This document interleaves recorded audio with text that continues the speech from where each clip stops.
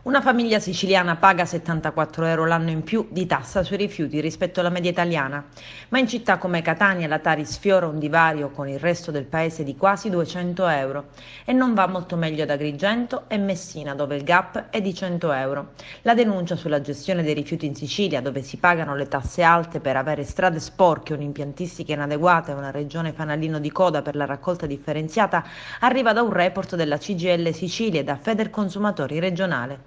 Dai dati raccolti emerge che in Sicilia una famiglia di 3 persone con un'abitazione di 100 metri quadrati paga in media 386 euro e in Italia invece 312. Ma ci sono capoluoghi dove le bollette sono salatissime: a Catania 504 euro, ad Agrigento 428, a Messina 422, mentre Palermo con 309 euro è quasi identica alla media nazionale ed Enna, dove le tariffe sono calate del 9%, è la più economica con 254 euro.